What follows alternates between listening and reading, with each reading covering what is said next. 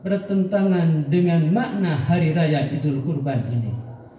Setelah Nabi Ibrahim menyembelih binatang, daging kurbannya itu dibagi-bagikan kepada fakir miskin. Tindakan ini mengandung makna pemerataan. Pemerataan ini sangat kita butuhkan untuk mengobati luka-luka sosial berupa kesenjangan ekonomi yang dapat menjadikan pendorong munculnya berbagai kerusuhan dan perpecahan. Allahu Akbar, Allahu Akbar, Allahu Akbar walillahil hamd. Untuk mencegah faktor di atas, maka ada suatu karakter yang dimiliki oleh Nabiullah Ibrahim yang patut kita contoh. Karakter tersebut adalah keberanian Nabi Ibrahim melawan kebatilan dan kemauan untuk berkorban dalam menegakkan kebenaran. Nabi Ibrahim rela dibakar hidup-hidup oleh Raja Namrud dalam kobaran api demi menegakkan kebenaran ilahi. Nabi Ibrahim rela berpisah dengan ayah kandungnya yang bekerja sebagai pembuat berhala demi mempertahankan nilai-nilai tauhid yang diperjuangkannya. Bahkan Nabi Ibrahim rela mengorbankan anaknya sendiri demi melaksanakan perintah Allah Subhanahu wa taala. Ikhwatul iman rahimakumullah, dalam usaha menegakkan kebenaran ini ada suatu fenomena yang cukup memprihatinkan di kalangan umat Islam. Ketika kepentingan Islam diabaikan dan kepentingan ilahi diinjak-injak, kita diam saja tidak melakukan apa-apa. Sebaliknya, ketika kepentingan kelompok atau organisasinya tidak tercapai, mereka berjuang mati-matian atas nama Allah. Jika umat Islam lebih berpegang teguh kepada anggaran dasar organisasinya daripada kebenaran Islam, jika umat Islam lebih berpegang teguh kepada paham kelompok dan jamaahnya daripada petunjuk-petunjuk Al-Quran, jika umat Islam lebih berpegang teguh kepada misi perjuangan partainya daripada ketentuan-ketentuan ilahi, maka pada saat itu kepentingan Islam secara umum akan terabaikan. Kehancuran rakyat disebabkan kehancuran raja-raja. Kehancuran raja-raja disebabkan kehancuran ulama. Kehancuran ulama disebabkan kecintaan mereka kepada harta dan kedudukan. Barang siapa yang dikuasai oleh dunia, maka tidak akan mampu menghapus kekejian. Hanya kepada Allah lah kita memohon pertolongan. Ikhwatul iman rahimakumullah, bukan tidak boleh orang Islam berorganisasi, sebab organisasi merupakan tempat untuk merancang strategi perjuangan Islam. Tidak ada halangan bagi orang Islam untuk membentuk jamaah dan kelompok tertentu, sebab jamaah dan kelompok merupakan wadah untuk melakukan pembinaan bagi umat Islam. Tidak ada larangan bagi orang Islam untuk berpartai, sebab partai merupakan alat untuk memperjuangkan aspirasi umat. Bahkan umat Islam harus melek terhadap politik. Yang tidak boleh kita lakukan, jangan sampai dengan organisasi itu orang lebih mementingkan organisasinya daripada kepentingan umat. Yang tidak kita harapkan, jangan sampai dengan jamaah dan kelompok yang dibentuk ada orang yang mengklaim bahwa kelompoknya yang paling benar dan mengabaikan kebenaran-kebenaran ilahi. Kalau fanatisme kelompok semakin menonjol, maka umat Islam akan kehabisan energinya untuk memperdebatkan masalah-masalah yang tidak prinsip. Sebaliknya, mereka lupa membahas agenda-agenda yang lebih besar untuk membangun kejayaan umat Islam itu sendiri. Allah Subhanahu wa taala berfirman, wa'tasimu bihablillahi jami'a wa la tafarraqu. Berpegang teguhlah kepada tali agama Allah dan jangan bercerai-berai.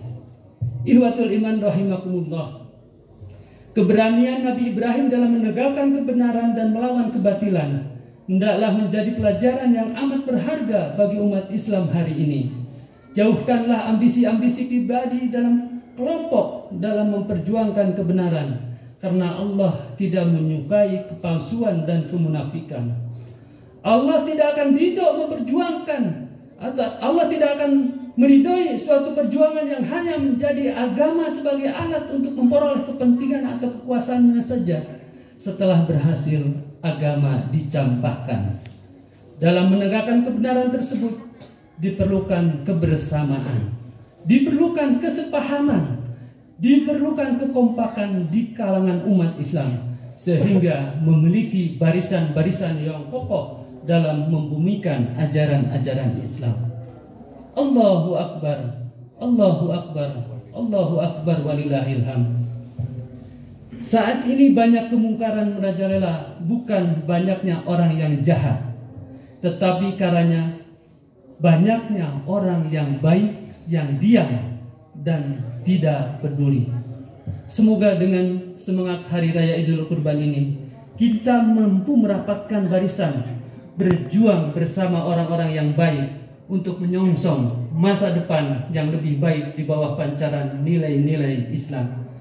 Bagi mereka yang memiliki kemampuan, hendaknya pada hari ini berkurbanlah karena Allah Subhanahu wa Ta'ala.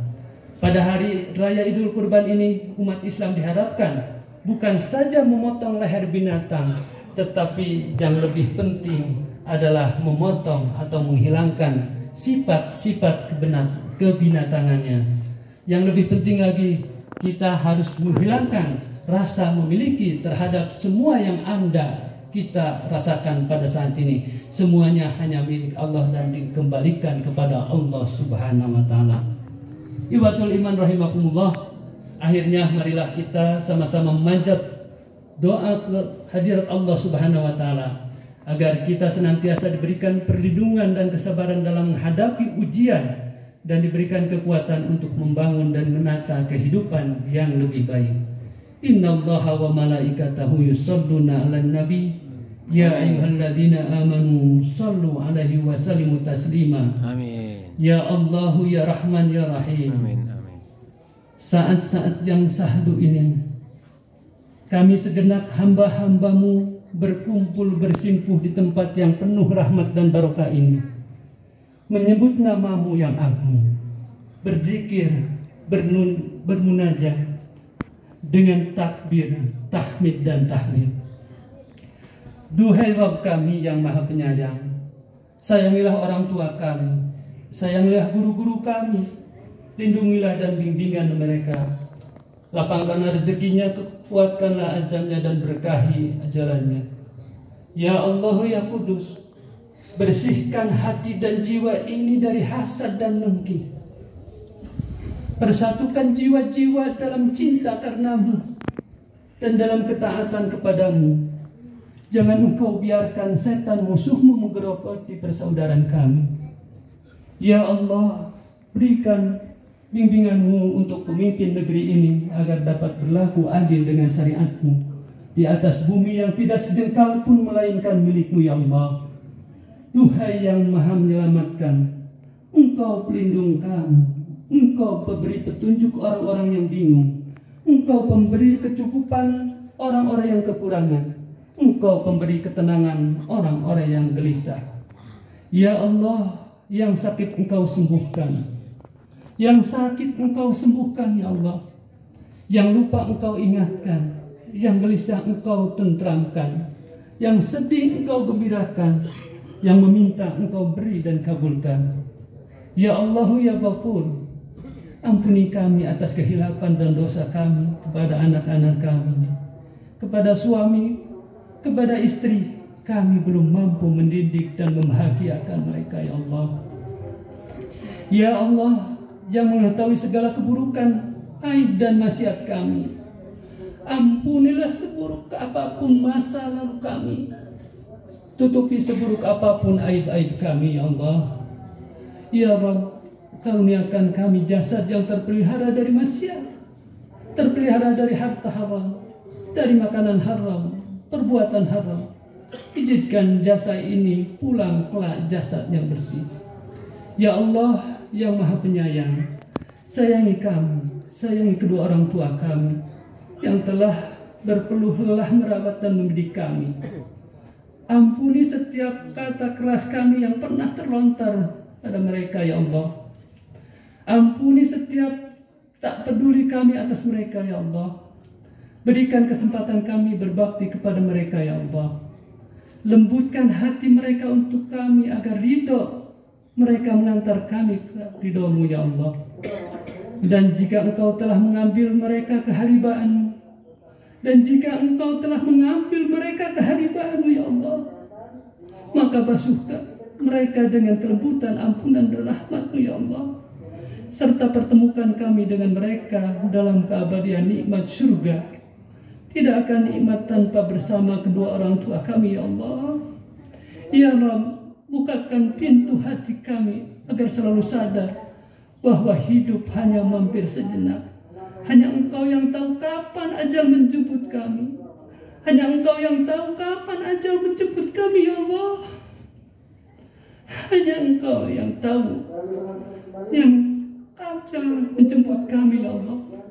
Jadikan sisa umur menjadi jalan kebaikan bagi ibu bapak kami. Jadikan kami menjadi anak yang soleh yang dapat memuliakan ibu bapak kami. Rabbana la tuzigh qulubana ba'da idh hadaitana wa hab lana min ladunka rahmah innaka antal wahhab. Rabbana atina fid dunya hasanah wa fil akhirati hasanah wa qina adzabannar wadkhilna jannata ma'al abrar ya aziz ya ghafar ya rabbal alamin. Aqulu qouli hadza wastaghfirullah li wa lakum. Wassalamualaikum warahmatullahi wabarakatuh. Waalaikumsalam warahmatullahi wabarakatuh.